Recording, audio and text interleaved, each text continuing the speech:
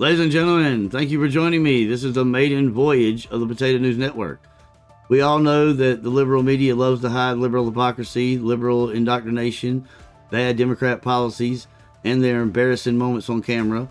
So that's why I started this channel. There's not enough right-wing conservative voices, and I want to make sure that there's more of this out there that's being pushed so that the conservatives can see the things that the mainstream media is trying to hide from us and trying to keep us from seeing.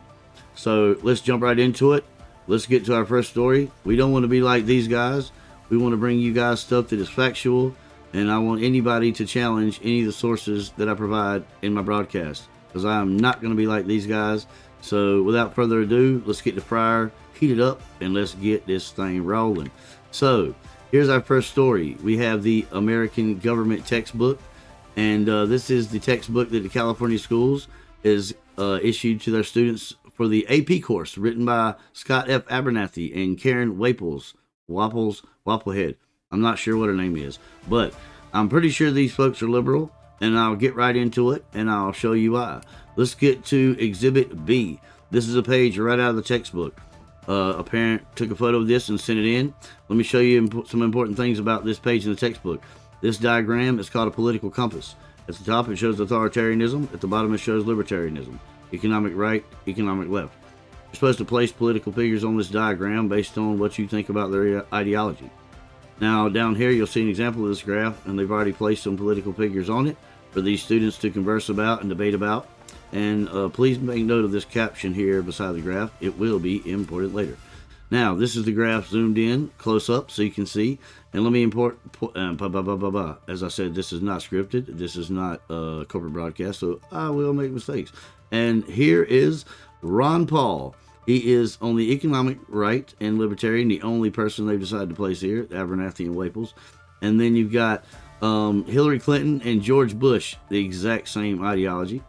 You got Obama, which from 2008 to 2012 made this big jump into authoritarianism and the economic right, which I had no idea.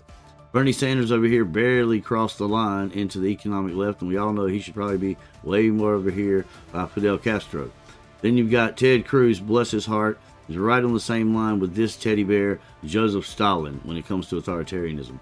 Wow, Ted, right on the same line as Joseph. And then Donald Trump, of course, is above Stalin and right below Hitler, which I think is the only mistake Abernathy and Waples made on their map, because I'm sure they really wanted to put Donald Trump way up here, but then he'd be outside the graph and it'd look all funky, so they couldn't do that. But another point to make is that all of these folks right here are more authoritarian than this guy, Fidel Castro. Obama, Clinton, Thatcher, Ted Cruz, they're all more authoritarian than this guy who ran the communist regime, Fidel Castro. All right, moving on. These people, Abernathy and Waples, they got their graph there, their example from this source, as you see at the very bottom, which, like I said, is a picture of a picture, so I did the best I could. Politicalcompass.blog.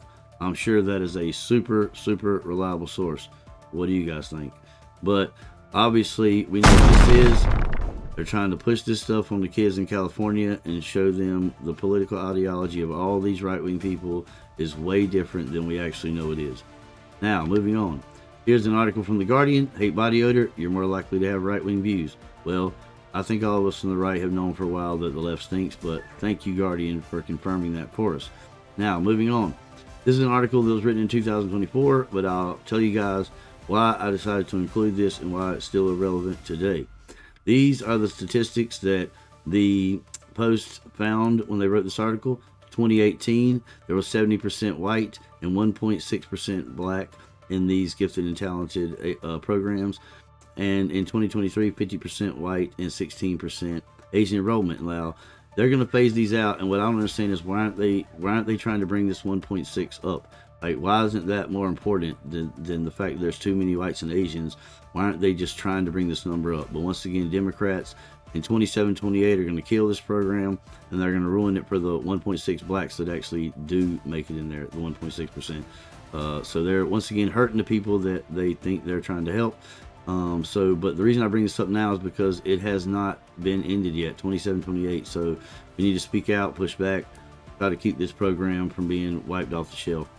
Now, check out this RBF-based woman from the Cesspool, Oregon, Representative Maxine Dexter, who thinks white milk is white supremacy. So I can't believe for 13 years I drank white supremacy in school. 13 years I drank white supremacy. That's crazy.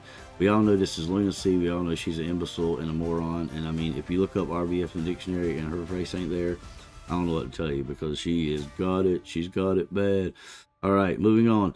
At the end of every broadcast, we are going to be highlighting one of the Democrat superstars, and we have to highlight this one. She's probably going to be one of our favorites on the channel.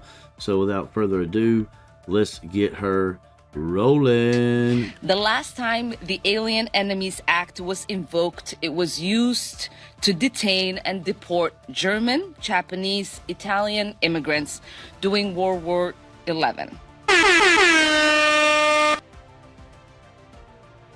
You went full retard, man.